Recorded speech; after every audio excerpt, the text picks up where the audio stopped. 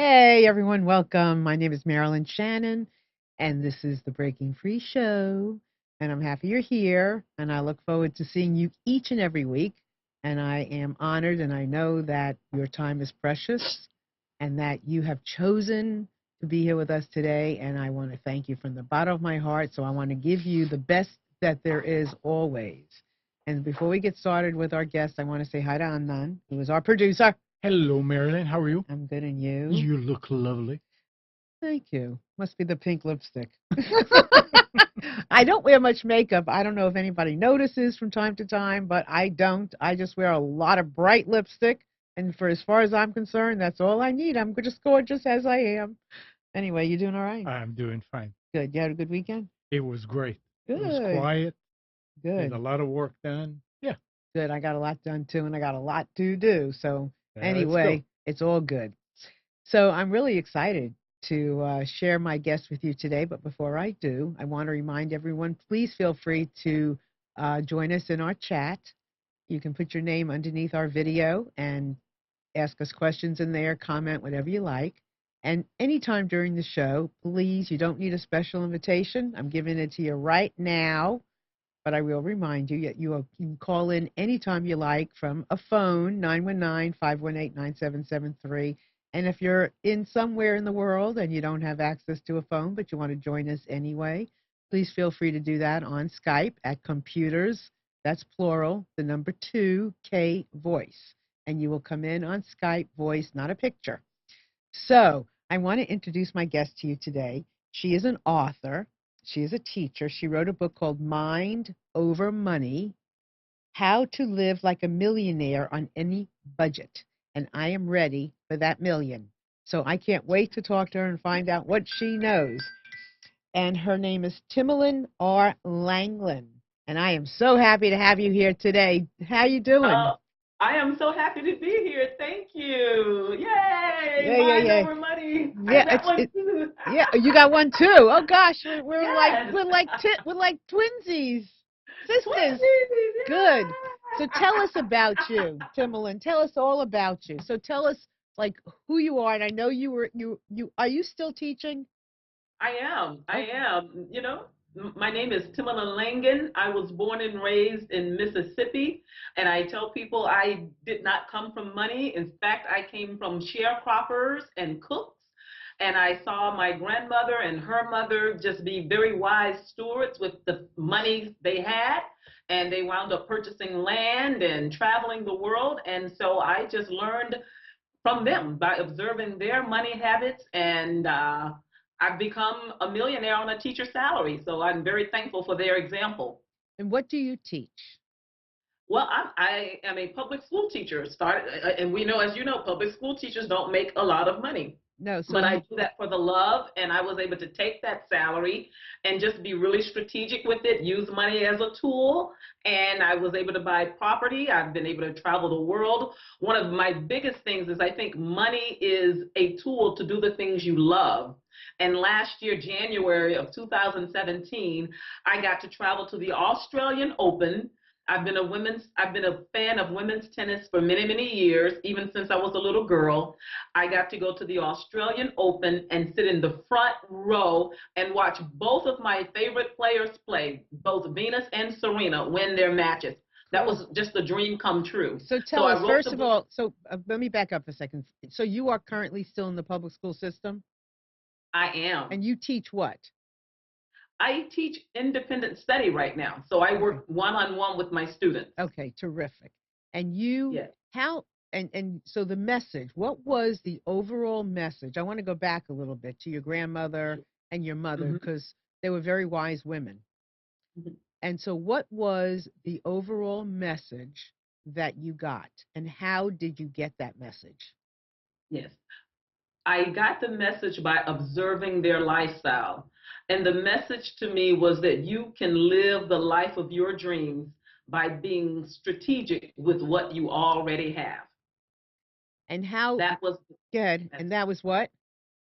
You can live a life of your dreams, a stable, good financial life by being strategic with what you already have. So am I correct? in remembering that, was it your mother and she put you went through college, right? All on how she earned her money, right? Yes. Well, I learned the lessons I've learned were from my big mama, who did not go to college, but her daughter, my mother, did go to college, and so did my father. Okay, so your big mama. Yes, that's my big mama. Is where I learned those beautiful life lessons, whether they're related to money or relationships or what have you. So what did she do, your big mama?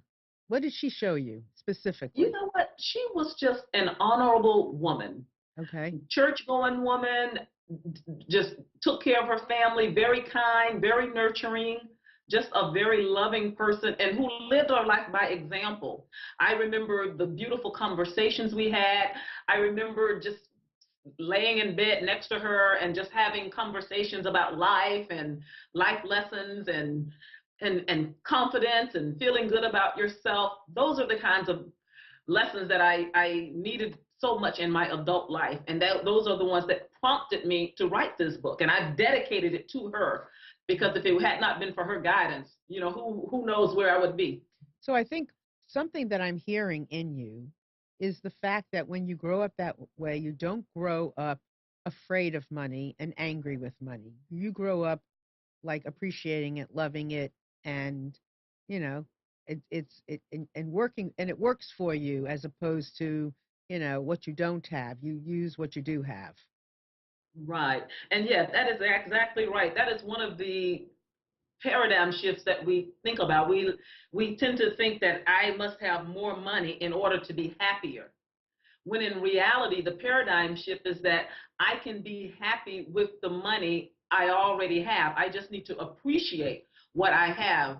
And one of the things I will say to people is that when you live in America or you live in a first world country, you are already richer than half the people on the planet.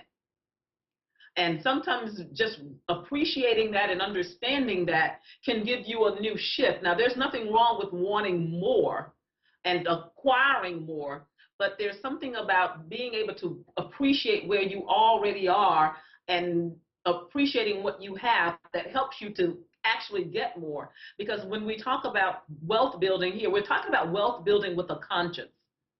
And part of that wealth is having, family values, family traditions, family connections. So that's all part of being wealthy too.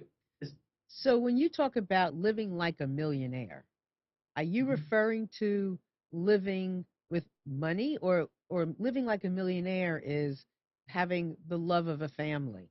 Is that is that Living like is a that what you? millionaire, Yeah. Go ahead. yes. Well, living like a millionaire means you have the money and the resources to do the things you love most. That's what living like a millionaire means. Like I was given the example of the Australian Open. I've been a fan of women's tennis since I was a little girl. And the idea that a school teacher, can go and sit in the front row at the Australian Open, watch my two favorite players play, is amazing to me, that I get to do the things I love. I love traveling.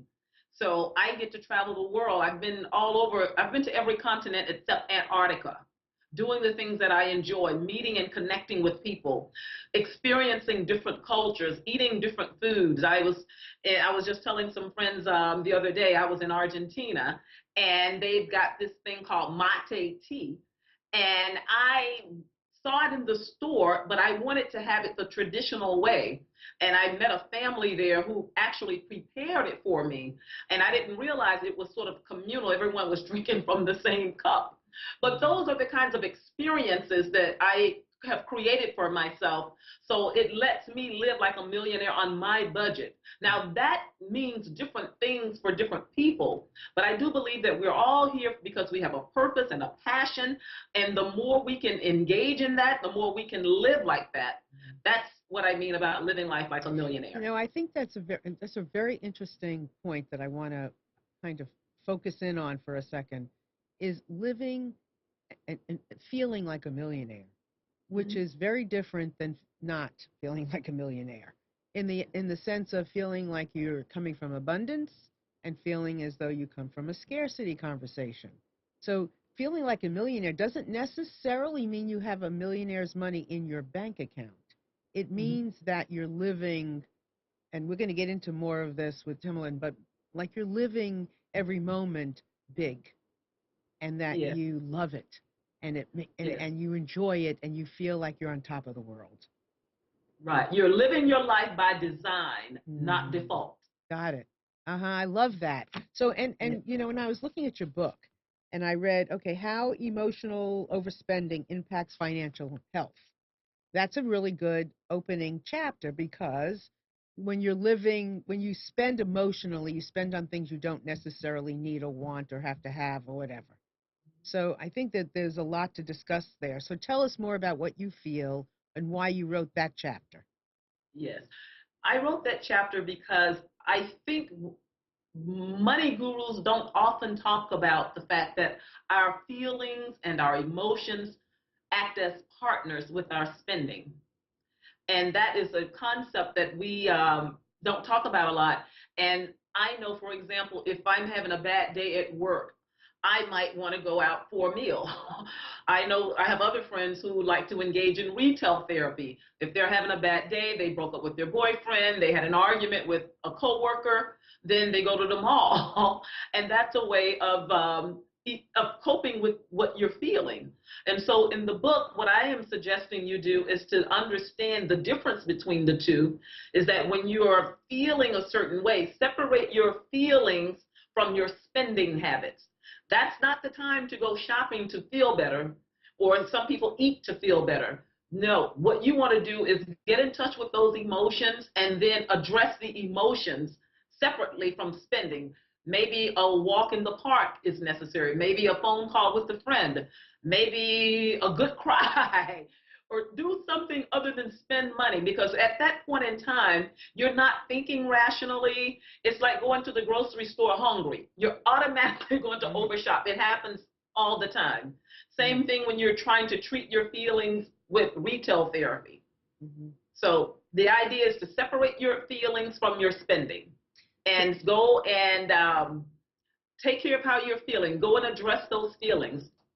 That's a good point. That's yes, a really and good then, point. Mm-hmm. And then what? What were you going to say? And then if you feel like you want to go shopping and all of that, that's a different story. But you're not doing from a place of emotions and feeling out of control and, oh, this is going to make me feel better because I'm sad and blue. And no, that's not the time to go shopping. That's not the time to start spending. What do you do? I do the same thing. I take a walk. I exercise. I talk to my friends on the phone, and I love music too. So you may start to hear me sing before this is over. Well, good. I sing. Uh-huh. So that's what I do. I do not spend emotionally. That's when I'm in a bad place, I don't go to the mall.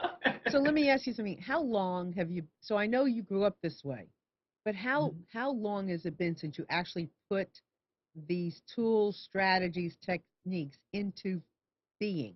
How long have you been like this? I live this life every day. This is who I am. I live this way every single day. It is so funny too, because I was at an event with some coworkers, and we were all at the fair. We were at the fair, and they were just shopping along. They were buying this and buying that, and then they looked at me and they was like, "You're not really buying anything, are you?" And I'm like, "No, I haven't really seen anything I want. I don't buy stuff just because it's inexpensive. I don't buy stuff just because it's on sale. I don't buy things just because they're there. There has to be a need or a purpose or a want." Now, I do not believe in living a life of deprivation. Living like a millionaire does not mean depriving yourself of all the things you want. I do enjoy life. I love to travel. I love to see the world. So I would want to put my resources there. And that's all I'm really saying, is where your passion is where you want to put your dollars.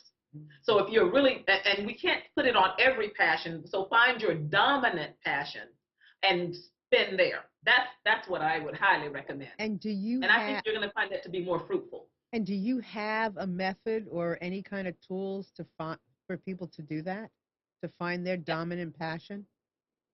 Well, you know what I do? I tell you, when I was a first grade teacher, I think you're born with it. It's innate. I would see students turn flips. They would just do somersaults, and they were like, Miss Langin, look at me. And they're turning flips and doing, different kinds of gymnastics. Another person could draw beautifully. And these are things that no one had taught them. They were 6 years old, and you're just seeing their gifts. Another student of mine just had the gift of leadership and organization. And I saw them, and so I believe your gift, your purpose is born within you, and you know what they are. Sometimes we might be afraid to address them. It's like, I don't know, maybe we're scared to try to do the things that we were born to do. And it's like, I know for a while, I opted into that place where I wasn't living the life of my dreams.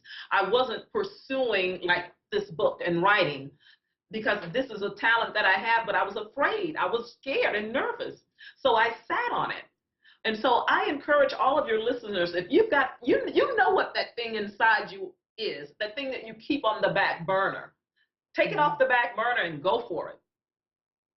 And it's interesting too, because I think, I wrote, I was, as you're speaking, I'm thinking, and I wrote my first book, and those types of things are not necessarily on your bottom line Excel sheet or your budget. It's like you don't set out sometimes and say, I'm going to write a book.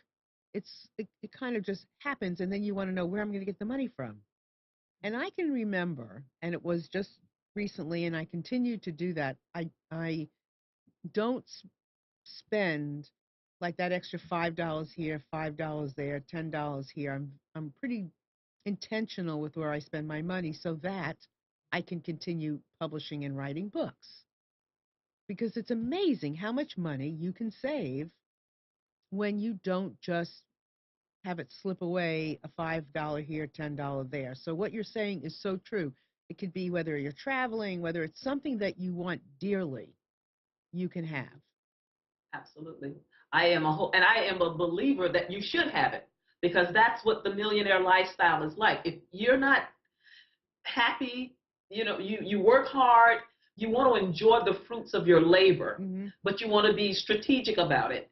You want to make sure you're doing the things you love and not just spending frivolously. Absolutely. Yeah. Well, I was going to say absolutely with you.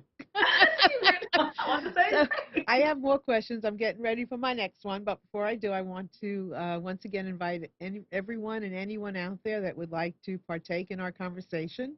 Please do. And if you're watching us on Facebook, you can't really comment there, but you can join us over on our website at Nissan, NISSAN, communications.com, and you'll see the show right there, and there's an opportunity to join our chat, and you can call us at 919-518-9773, and you can come in on Skype at Computers 2K Voice as well. So if you're on Facebook, please feel free to join us on our website. You won't lose anything. In fact, you'll gain, and we'd love to have you there. So here's a couple of questions that Chris is asking on our chat, which is interesting, and it's not so much about the individualness of having a millionaire mindset. It's a little different. So she says, in our state, our educational budget is shrinking, and teachers are often forced to buy school supplies out of their own pockets.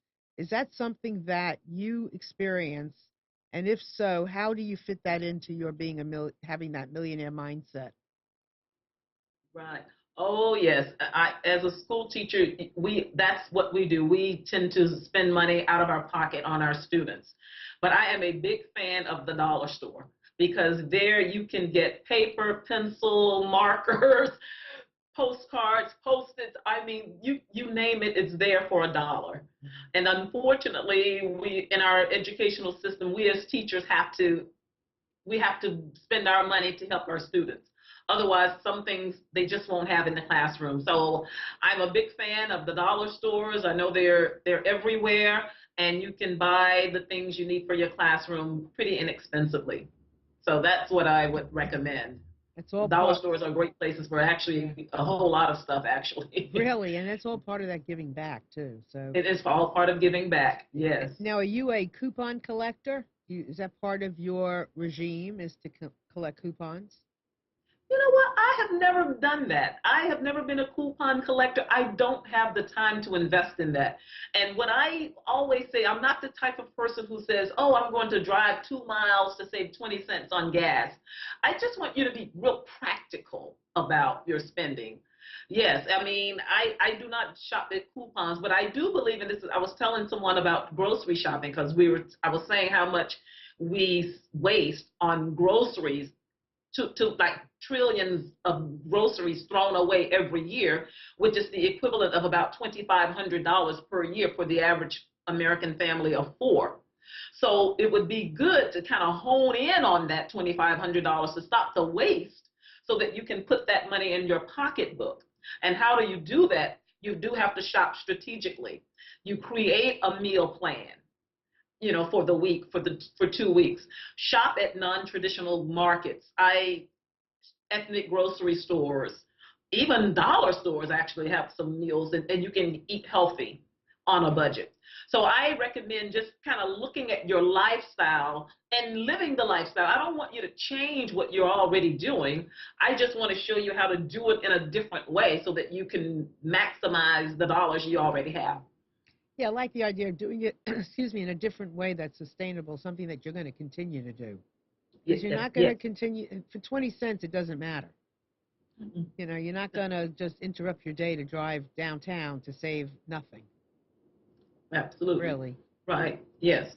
So do you keep track, by any chance, hypothetically, of how much money you have saved or could save or save in a week? You know what? I do, actually. I do. Good. I am a saver by nature. I save every day. And this is one of the strategies I share too, because we think, oh, saving is, I don't have enough money to save. That's what I hear all the time. Well, Timolin, I don't make enough money as is. How can I possibly save something? Save your coins. Every nickel, penny, dime, quarter, just put it in a piggy bank. Or a gallon jug. I'm a southern girl from Mississippi, so I like my jugs, and I just put my coins in there. In the car console, I keep coins. That's saving, and you'd be surprised at how much you can save in a year doing that. I know people who have taken vacations just by saving coins.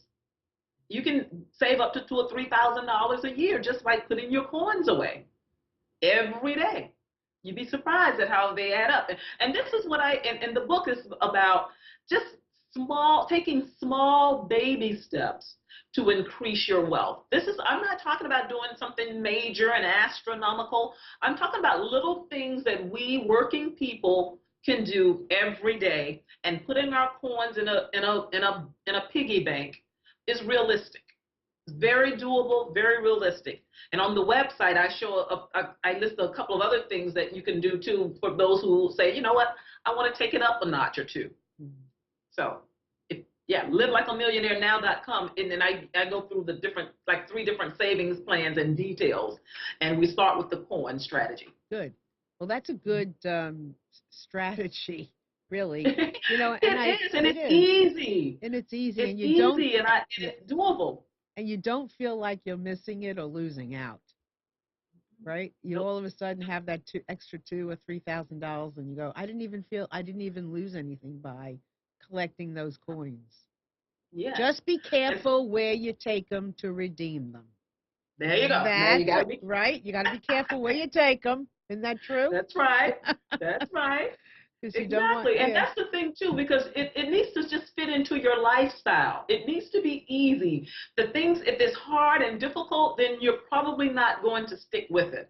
Mm-hmm. But if you just do just a little bit of every day of just putting your coins away, you'll see miracles. And and by the end of the year, and I really believe that, and I know that, and I've experienced that. Mm-hmm. That's great. So here's another one of your chapters. Mm-hmm. And I want to hear more about what you say, because I had this experience yesterday, which I loved, and I think it goes hand in hand with this. Paradigm shifts from less to best. Yes, yes. Well, here's where we have to, a paradigm is our way of, it's a way of thinking about life and governing your life. And not just, we were just starting the beginning of the new year where we're making New Year's resolutions. And we make those New Year's resolutions, and then a month in, we forget about the resolutions. We don't live up to them. I say make a paradigm shift, which is more lasting and more permanent and more effective in your life. And so the first paradigm I talk about in the book is that we think spending money is makes you feel better. And the truth of the matter is, I want you to see money as a tool. It's not a tranquilizer. It's not a tonic. It is a tool to help you increase your financial success. And you do that by thinking about, what is it that you want most out of life? And then you pursue that, and you use your money as a guide to do that. And of course, that entails taking a look at your budget. That entails some strategic planning. And I do believe in writing down your goals, because goals that are written, you have, the percentage was high, like 1,000 times greater chance of achieving those goals if they're just written. So that's one step in terms of paradigm shifts, is to think that, money is a tool to help you get the things you want out of life, your dominant passion that we were talking about at the beginning of this story, of this show here. Mm-hmm. Yeah. So that's one of the paradigm shifts. The second one is I do not have enough money. And I think we talked about this a little bit, changing that. It says I already have enough to live a pretty good life. And then I may have said earlier that when we live in a first world country, we are already richer than half of the people on the planet. The mere fact that you drive a car makes you richer than 50% of the people here.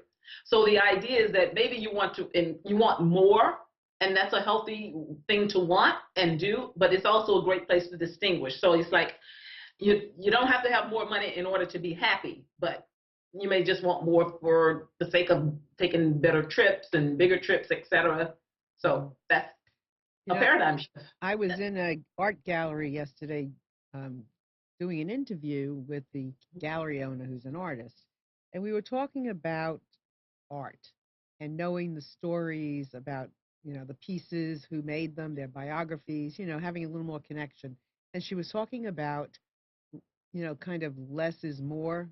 Instead of buying like 10 cups, mugs for $2 a mug, buy two that you really love that might be, $10 a mug, but you're going to love it because it's a piece of art, and the artist, and their bio, where they're from. You have more of a connection. So instead of buying lots of little things, buy something of quality that you're going to keep. How do you feel about that? Oh, I am in total agreement with that. I am in total agreement. I believe that I use the term, we're buying for experiences. I think about how, we always have options. There's so much that we can spend our money on. But there's limited money. So what's going to bring me the most experience? What's going to be most memorable for me? What kind of stories am I? And I think that I'll share with my unborn children. That's where I want to put my finances. Traveling the world is, it's a joy to me. I work so I can travel is my mantra. So when I go to different countries, and I go to Italy, and I am, looking at the Sistine Chapel, or I'm tossing a coin into the Trevi Fountain and making a wish, those things, and then they come true, because they say if you toss a coin in there, you're bound to come back. And I've been to Rome 3 times now, so it's so true. So the last time I was there, I did not toss a coin in the Trevi Fountain, because I think I want to see some other places. But it's these memories, it's the conversations you're having with people, practicing my broken Italian. Those are the experiences I want to share. Being at the Australian Open and seeing my favorite tennis players play, and not sitting in the boonies, but sitting right there in the front row and enjoying this experience. That's what the millionaire lifestyle is like. And I think you alluded earlier, it's not necessarily about having a whole lot of money. Money, I don't believe just having tons of money makes you happy. But I just think about the experiences that you have as a result of the money. That's what I'm talking about. That's the millionaire lifestyle for me. That's what it's all about. Mm. Yep. So concur. Here's another question. So what are your favorite go-to cost saving travel tips? You got any you can share with our audience? Yes, I do. It's one of the things I suggest is I tell you, I found a fabulous vacation many years ago where I went to London for 3 days in London, 3 days in Paris, accommodations included for $600. And people are like, whoa, and the economy was a little low at that time, but nevertheless, I was able to go for $600. And that was beautiful. So what I would really recommend is like there are sites on the internet. Go to them, and one of them will come to me in a moment that I've been looking into. Well, we've heard of Travelocity and different places like that where they have these little package deals. I think those are great little ways to travel because everything is already included. Airfare, accommodations, meals even, and you can get those things for $600-800, even just on a site like Travelocity. And but the most important thing is to figure out what your goals are. What do you want most out of life? Travel is my passion, but if your passion is art, maybe you want to go to art school. Go find out what that costs and start creating your budget for that. Now, it takes a lot of planning for me to travel. I don't just jump up and go. I figure out where I want to go first. I start surfing the net and looking around to find out where the best accommodations are. I like to stay near the city center. And do I have friends in places like this? This is another thing too. Make friends. That's a good way to save on accommodations. I've got friends who visit me from Australia. They stay with me. When I'm there, I stay with them. So that's one way to save too. And then too, on airfare, just, if you're traveling domestically, I really suggest you start looking 6 to 8 weeks in advance. If you're traveling internationally, maybe even 4 to 5 months, 6 months even in advance. I don't like to buy right away. I like to take my time and look and shop around and start just planning first.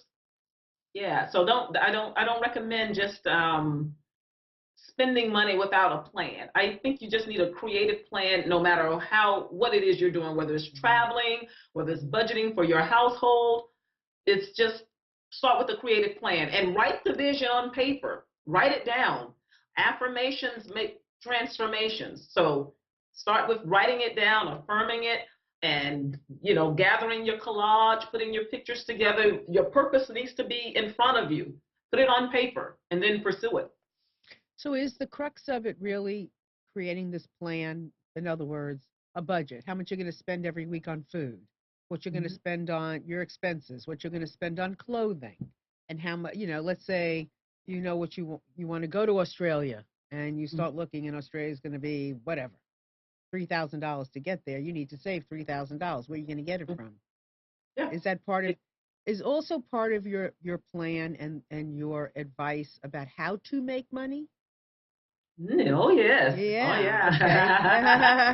Okay. That is also part of the plan. Yes. Because, yes, and you're absolutely right. You have to budget. You figure out what the cost is going to be. Let's say it's going to cost you $3,000, airfare and accommodations to Australia. So you know what it's going to cost, $3,000. And so you start saving money and put it aside until you have the money, and then you maybe put it on your credit card and then pay cash as soon as the bill comes in, and you don't want to pay interest on it. Now, so that's how I do it. Now, in terms of business, I started out as a teacher, and I knew that on a teacher's salary, I could live an okay life, but I wouldn't be able to do the things that I love most, and traveling is an expensive undertaking. So, and I've also, those same family members that I talked about earlier, they bought property. And so they set the example for me. When I was a little girl, I used to hear them talk about buying property, they're not making any more land, as I would hear my grandmother say. So I knew that once I went to college and graduated, that eventually I wanted to own property. And so I did make some sacrifices and stayed in a tiny little place, saved money, and then I bought my first property. And this is so interesting too, because I bought it here in Los Angeles and I got such a great deal on it that people thought, oh, you're a real estate savvy person. And to be honest with you, I was scared to death. And that's why I talk a lot about the emotional side of spending, because I am frightened. But I went and bought the real estate. I went out with a real estate agent. She took me to see properties in different areas. And I went to this place. It was twice the size of the place I was living in. And it was in the neighborhood that I wanted to live in, very close to Beverly Hills. And I wound up getting that property for less than $40,000 here in Los Angeles. And that was really just the beginning. I didn't know. It's just like with the travel, I didn't know that this was going to be my beginning of me becoming a real estate investor. And with the principles that I'm teaching in this book and the practices that I'm sharing in the workshops, etc., I've been able to buy, I have a pretty impressive real estate portfolio. So I'm really thankful for that. And one of the things I'll also say is that the tips I share in this book are tips that I have experienced. I've lived them myself. This is not something I've heard other people say. When I'm quoting statistics and stuff like that, yeah, that's from someone, that's from another source. But the actual principles and practices that I talk about here are all mine. All yours. And they're proven to work. Oh, they work. Right? They are proven to work, and they work for the people who listen too, because I have clients that I coach, and when they listen and follow the principles, they call me back and tell me, oh, I got money. Oh, I'm doing well. So, yes. Well, that's important. I mean, because you got to practice what you preach and preach what you practice.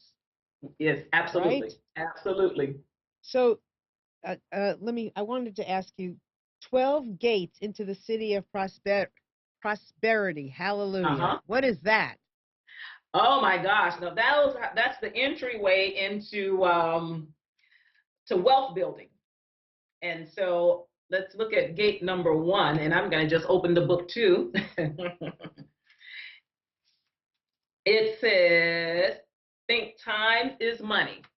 And that is so true. And I tell people all the time, I say, you're going to pay 2 ways. You're going to pay either with your time or you're going to pay with your money. And as we were talking earlier, sometimes you have to figure out which one is best. Sometimes it's better to pay with your time.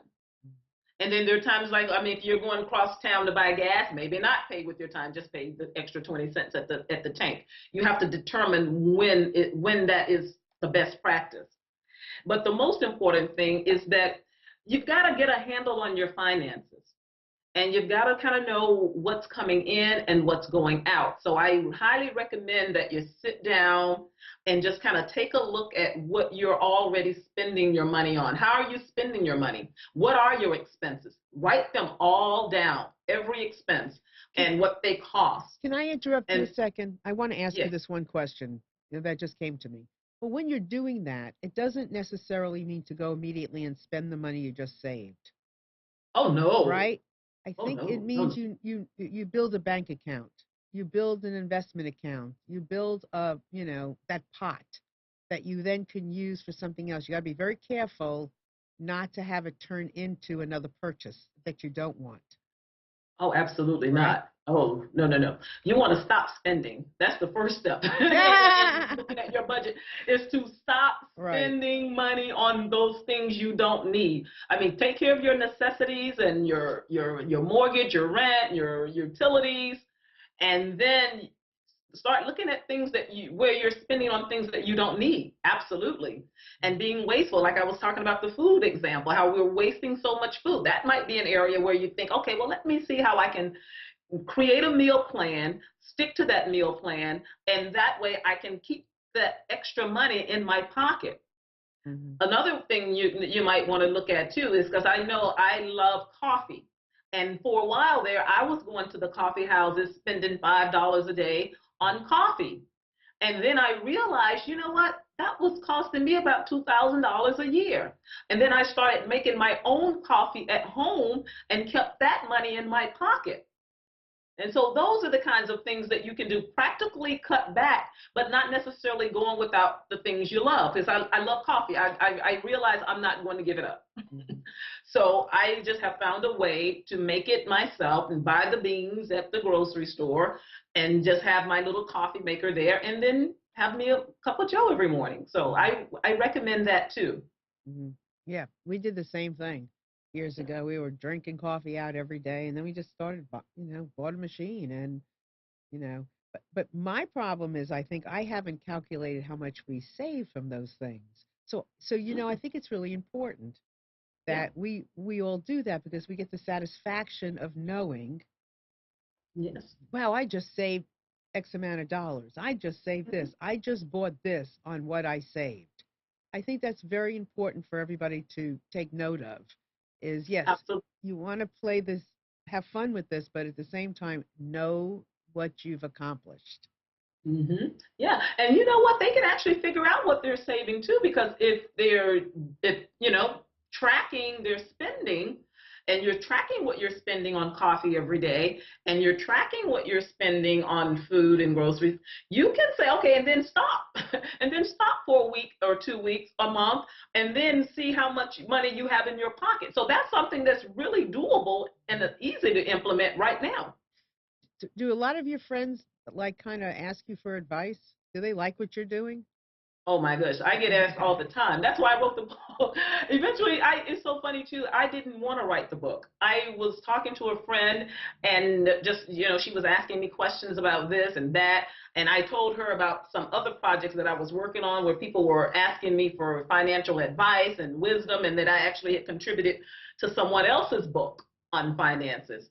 And she said, well, why don't you write your own book? I said, no, I don't think so. It's a lot of work. I tried once before and didn't finish it, didn't want to take it on. So she worked with me for a while, just enough to get me started. And then she kicked me to the curb. And I said, once I start something, I have to finish it. So the second time, I actually did finish the book. And yes, I get people, and I based it upon the questions that I've been asked, and then just observing lifestyles of people who I love, and thought, how can I help them? Is And there so any I started to answer those questions. Is there anybody that is your mentor that you look at and go, wow, they've done a great job at this? Or is this all, other than your big mama? Hmm. Well, Oprah Winfrey is a good role. Yes, she is. She's from Mississippi too, and I know she's had a tough time in life, and look at her success. So she is definitely someone I listen to and look up to. And one of the best things I've heard her say is that you make sure you sign your own checks. And so I actually practice that philosophy. I get people say, "Oh, we want to manage your properties for you. We'll do this for you." And I know once I found out, I won't be signing the checks anymore, I passed up on that. I said, "No, thanks. I'll continue to do this myself." Yeah, I hear you. So yes, There's a lot we Oprah, can and do. and I do believe in having mentors. I think you can have mentors, and then you can have what I call mentors in my head. And people I don't necessarily know, but I've read about them online. I've studied them beyond just the celebrity, and to say, well, how did they do this? How did they become wealthy? How do they manage their money? Mhm. And so, yes, and I listen to people like Warren Buffett. Well, people like that are pretty smart to listen to. I mean, and the Yeah. freedom. I think that's the other thing is there's freedom in with some people in the way they take a risk or the way they think outside the box. And there is money to be made outside the box. Yes. I have lived my life outside the box. I don't know that. I don't. I have. That's how I've lived my life. I am the girl who, I tell you, I was at an event and I'm singing a Bon Jovi song or some rock and roll song, and people are looking at me. You know that song? I'm like, yeah, I know that song. You don't know that song? And I lived. When I was building wealth, like I said, I stayed in a tiny little place. And even though I had the money and people knew I had the money, I stayed in that little tiny room so that I could save. Otherwise, how could I save? My thought was this: I cannot save the money and spend the money at the same time. Mhm.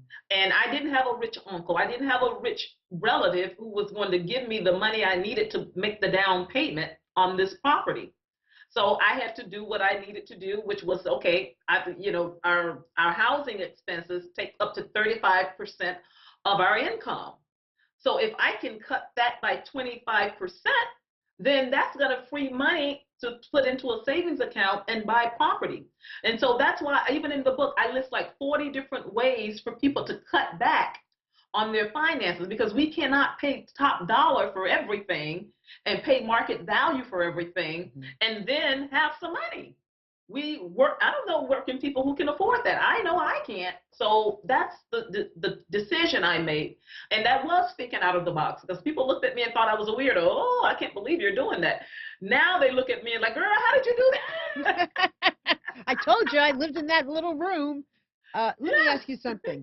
I've first of all, is it ever too late?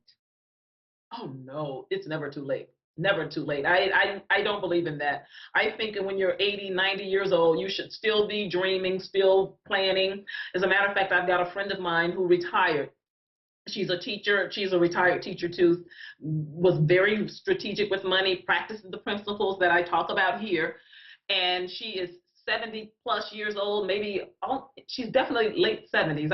I'm not good with numbers, age numbers. And she's still moving around beautifully. She is living the life. She's traveling. She's line dancing. She's surrounded just by love and able to, and she's in a position financially to do anything she wants. And again, another teacher, just being strategic with money. Yeah. And I say that a lot because it is so important for people to understand that you can have the lifestyle, live the life that you want on the money you already have. It's all about how you're allocating it and reallocate it. Yeah. Makes I mean this is all good, common, out of the box sense. Yeah. Out of the box, that's right. Out of the box sense. So is there a trend, or you think, or how do you feel about people renting instead of owning a home? You're asking the landlord about that, huh? Yeah, I'm curious. Well, As a landlord, I'm thinking there's a trend with people who don't want the burden of owning, and they can rent and save money and have freedom. What do you think? this is true. There are pros and cons to everything. And I'll be honest with you, I'm one of those people now. I love to travel, and I was thinking about living abroad. It would be a little more challenging for me because I do have the properties and I do manage them myself. And I'm not so quick to turn that over to anyone. So it makes it more challenging for me to just jump up and go and live abroad. Whereas if you're renting, then you don't have that responsibility of ownership. Mm-hmm. The responsibility of ownership is a big one. So that's the one drawback to it. But yet on the other hand, at some point you want to leave a legacy for your children. And I do believe I don't know of any better way to leave a legacy, to leave something to the next generation except through ownership of property, leaving land, leaving houses, leaving homes. So there's pros and cons to both. And I think, even with a little proper planning, depending on your age and where you are in life, if you're a young person, you've just graduated from college and hopefully you don't have a whole lot of student loan debt. And maybe now is the time for you to travel the world and maybe live abroad for a year, 2 years before you decide to settle down, so to speak. Yeah, good advice. What do you find that women are better than men at saving, men better than women, or is it equal, or what? You know what? It's so funny. I was reading an article yesterday, and they were saying how we don't like to talk about money. Women in particular don't like to talk about money. So I think I'm not going to say, because I don't want to cause a gender war here, who's better at saving and all of that. But I think women are a little more quiet about it, and they don't like to, they're more embarrassed or ashamed to say that I'm having financial trouble, I'm having financial challenges. I think women don't want to talk about it as much. But I think there might be a reason for that. Maybe we are a little worse off. I don't know. I don't know. Yeah, Yeah, but it's interesting to think about it that way. I'm not I sure never thought myself. of it. Huh? No, I never thought about it that way. You've given me something to think about. Well, maybe a little. Who's better with money? In my marriage, I was better. And then I know some other people who, the men are better with money. It just, I don't know if it's a gender thing or not. I think it's a freedom thing. Yes, I do. I think so. I think it doesn't have anything to do with gender.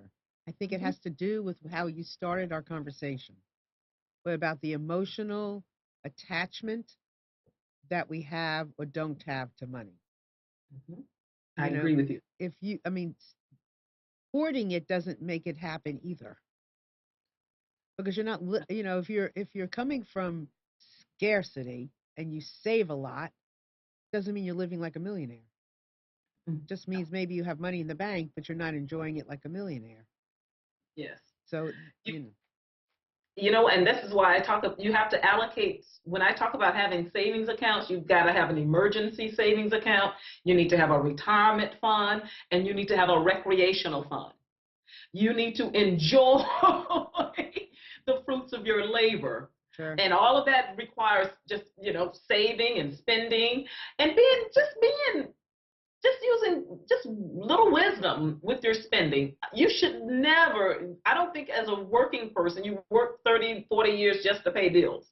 I saw something like that on Facebook. No, we don't want to do that. We want to enjoy our life and enjoy our time. And that doesn't always mean buying expensive things either. No, It just means buying the things you love, right. enjoying the life. I was somewhere and I saw a cute little ring for $5. It was really special, and I like butterflies, and so it was a little cute little butterfly ring that was really pretty. It wasn't expensive. It's $5, but it brought me $5,000 worth of pleasure. So it doesn't. You're absolutely right. It's just what makes you happy at your core. That's where you want to spend your money there, Yeah, you want and to. structure your life in such a way that you can enjoy your life. You want to If, ask yourself those questions, when you're seeing something, is this going to bring me 5,000, you know, years, $5,000 worth of joy for $5, or is this something that I will see again in some other form? Sometimes you see a pair of shoes. Oh, I love those shoes. But then again, I know I'm going to love another pair of shoes. So can I do without this pair? Yesterday I was at a grocery store, Whole Foods actually, and I was looking at I'm gluten free, and I was looking at gluten free bread, and it was 5.99 for a loaf of bread. And I looked at how badly do I want a slice of bread? Not that badly today. Mhm. I'll eat something else. I didn't want to spend 5.99 on that bread. It's not because I wouldn't spend $10 another time, but this day I wasn't interested in spending 5.99. You have to take a look at it and go, where does that fit today? Which is Yes. important. So I want you to share again your website, any workshops you have. Don't go away, everybody. We're really getting into some really good stuff here and more to come. But I do want to hear about your websites, your book, all that kind of juicy stuff. Thank you so much. You're Well, the welcome. website is called livelikeamillionairenow.com. And you can go there to find out more about our workshops. We're going to be doing a strategic money management workshop. And then people have asked me also to do one on real estate.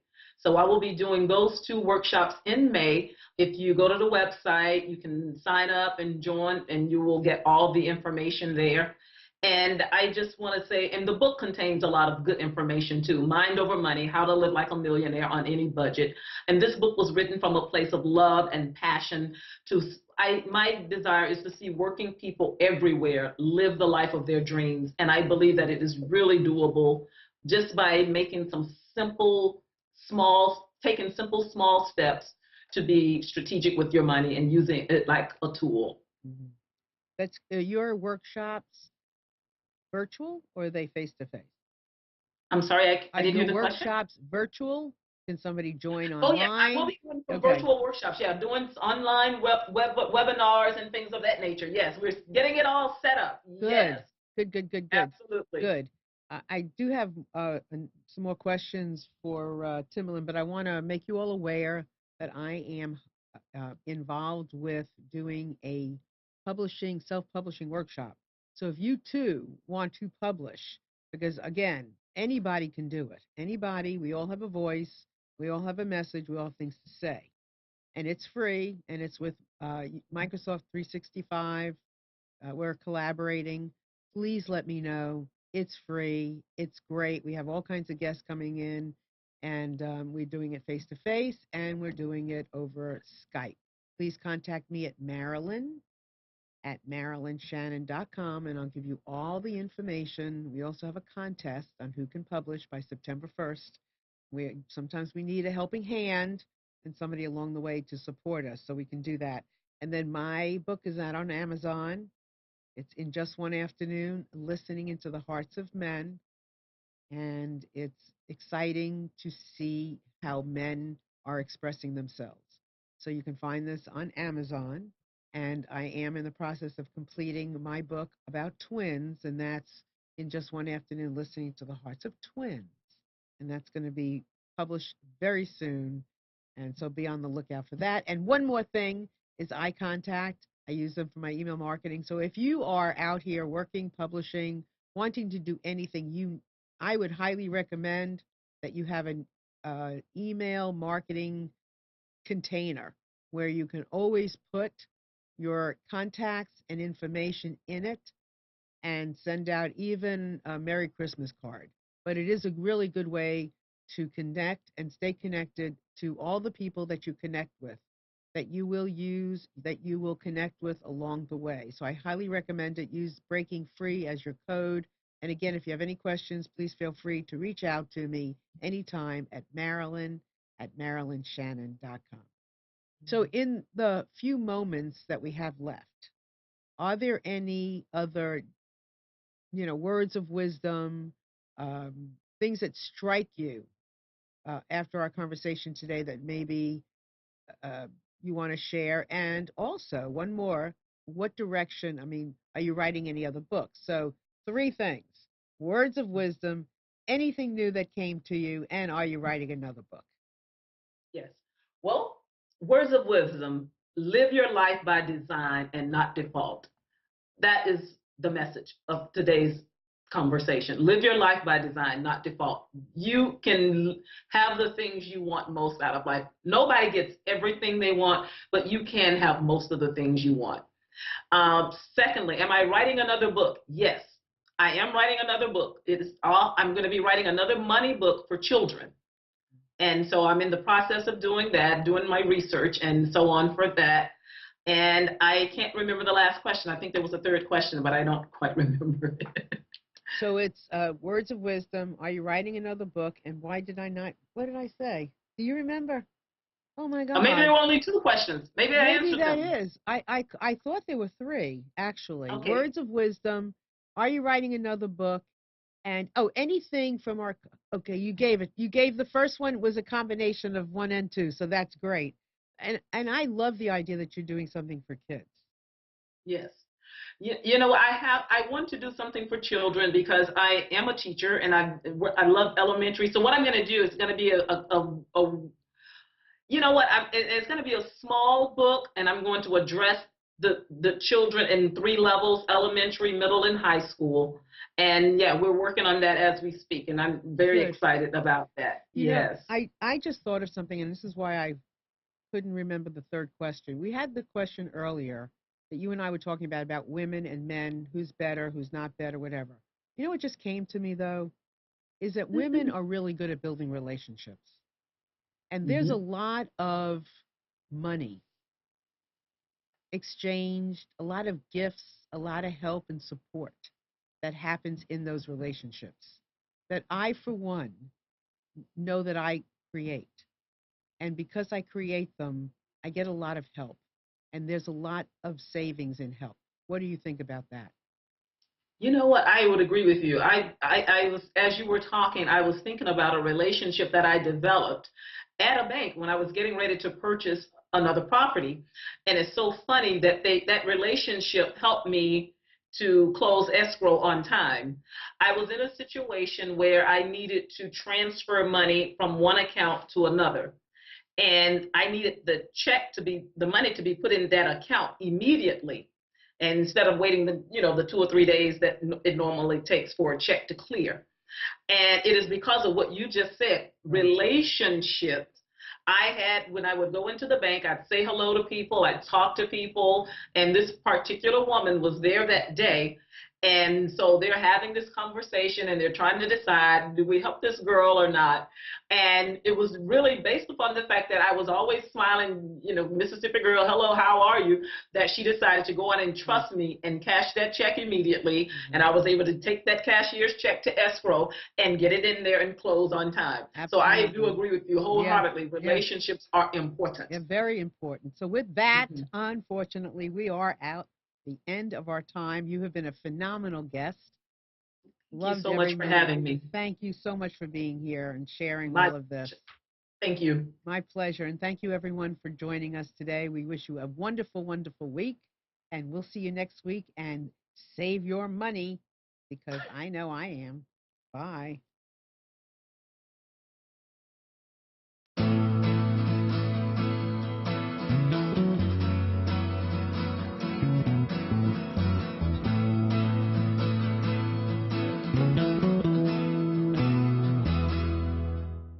You are tuned to the Nissan Communications Network. If you tuned in too late, you can always watch each program in its entirety or download an MP3 audio file of it in the archives section at nissancommunications.com. Don't forget to subscribe to our YouTube channel, follow us on Twitter, and like us on Facebook. Sponsored by Telestream's Wirecast software, StreamingGear.com, Carolina Apparel, and DeltaForce.net.